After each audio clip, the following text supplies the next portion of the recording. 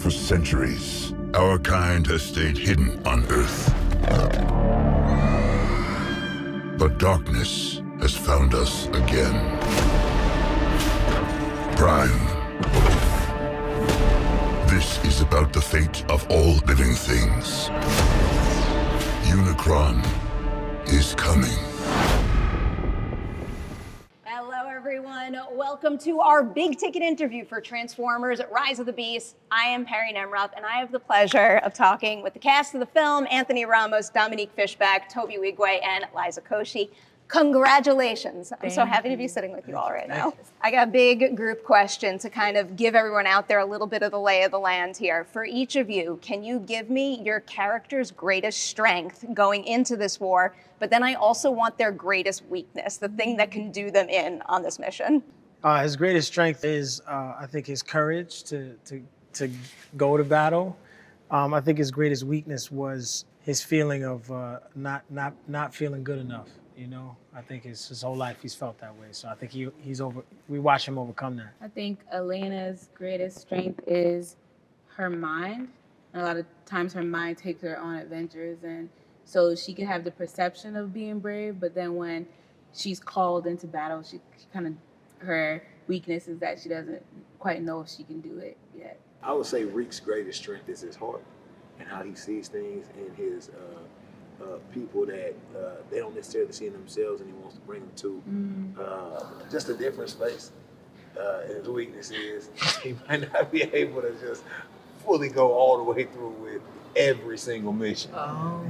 For sure. Oh, he's not a man of his word, maybe. Not all the time. Let's I would say RC's greatest strength is her armor. She's built for battle. But she's also disciplined. Like, she gets everybody together. She reels in. She's like, what's the plan? Let's execute. Yeah. She's on time, on task, on a mission. Her weakness, I don't know. That was the right answer. I feel like you might be the only one who can say that with confidence right now. Humans are fallible, and that is fine. Anthony, for you, so he clearly has a close relationship with Mirage. Why do you think Mirage is lucky that he's the human that he encountered? Something about him that makes him quick to believe, but also very willing to jump in and help them. They balance each other, right? Like Mirage doesn't take anything seriously, and I think Noah takes himself way too seriously. I think they bring out this courage in one another, and they bring out these sides in one another that they wouldn't necessarily have without each other, you know? And I think we see that they work better as a team than when they're by themselves. Liza, for you, so RC, we have heard her before.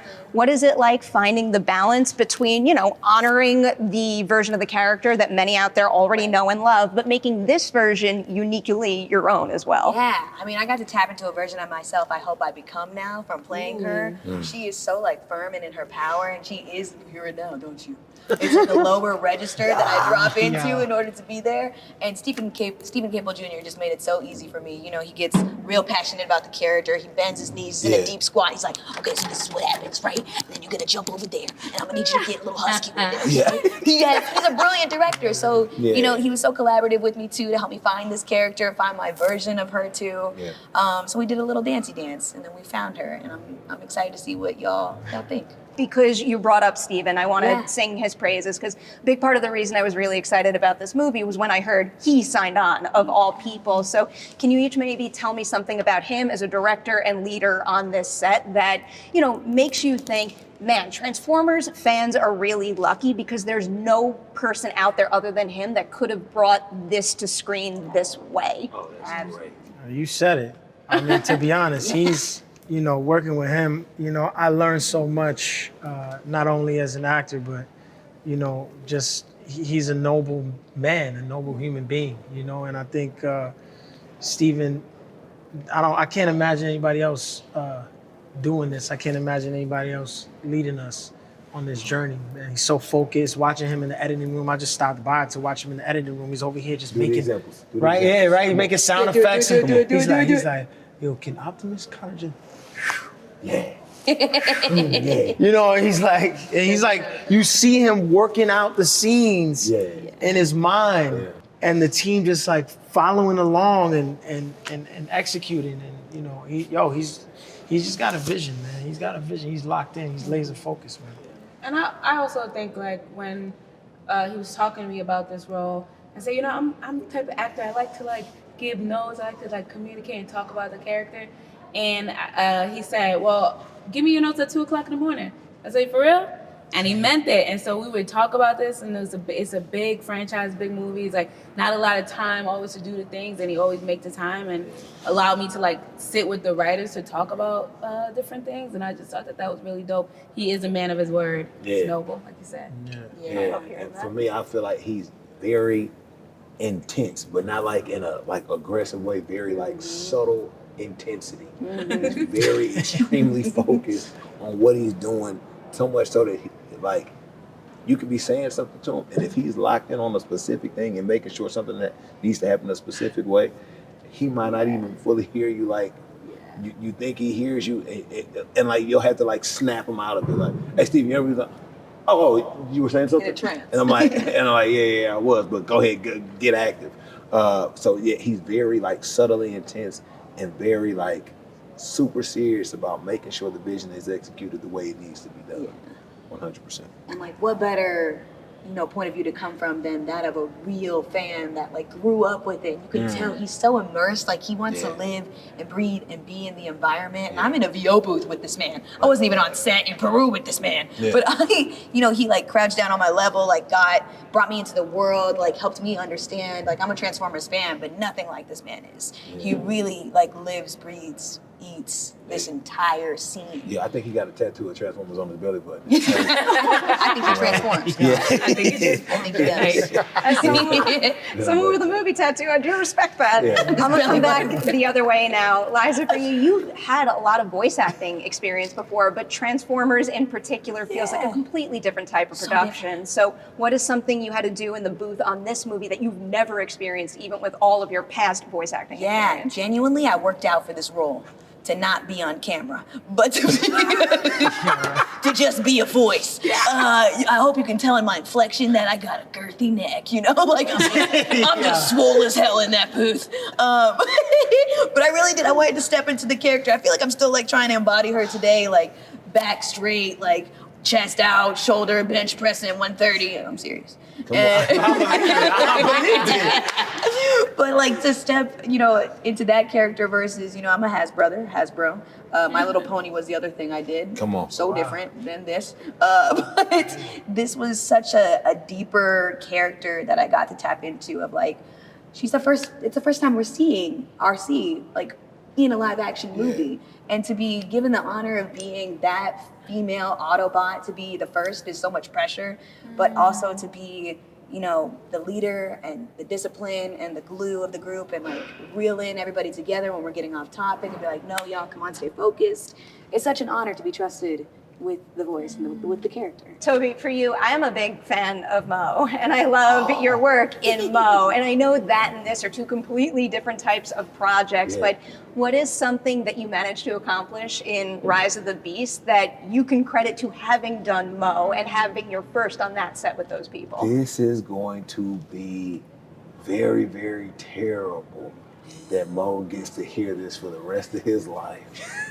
But Mo, he's gonna take credit for being my first quote unquote acting coach. He like walked me through how to do auditions for the movie. He made sure he got me all the way together. But I think it was specifically for this moment. So when she asked me a question, now forever for the rest of my life, I gotta say Mo was the one who really gave me the guidance to go execute and do what it is that was necessary for this role.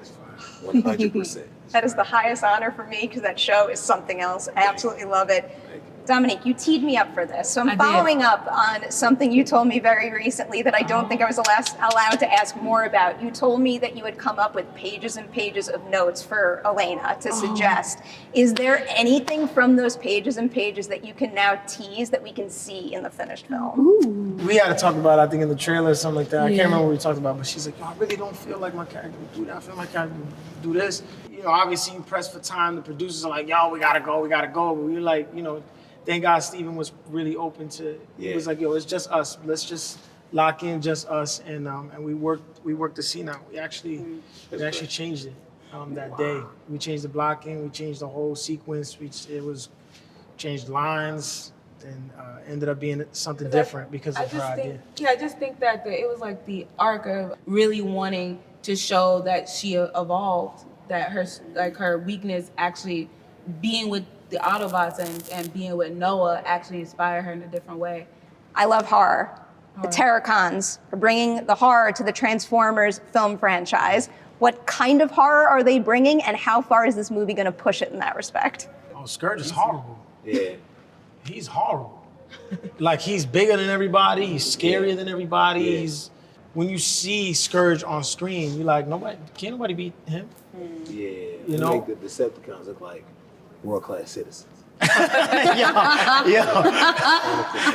that's serious. It's crazy. It's crazy. And then on top of that, you get the Predacons teaming up with them, and there is horror and there's doubt that these guys can beat them. Is there anything that you can tease in Rise of the Beast that could suggest that the future of the Transformers film franchise is especially bright because of the movie you made? I feel like the idea of like nothing is ever really new under the sun. Like things work because they've been working a certain way for so long, and that's why you get different characters from different backgrounds, and then the perception changes and the lens from which you see the things change. And so I think like with this, you have these kids from Brooklyn. We've never seen Brooklyn kids meet Autobots. Like, it's never happened. We often, as Black and brown people, we don't get the opportunity to see mind-blowing things like aliens and things like that. We're not putting mind-blowing scenarios like this. And so to have that, but also have it take place in Brooklyn and be so infused in the culture of Brooklyn, because Steven was so specific about that, that gives a whole new dynamic, and I feel like a whole new world opens up because of the perspectives that we have now that are different. So That's much immaculate. I'm looking forward to. Oh, I promise you that was phenomenal. Yeah. You know what I'm saying? And who better to play that than two Brooklyn kids? Like, Yeah. What? Come on. Brooklyn, Hey, the Houston, 90s, stand all up. the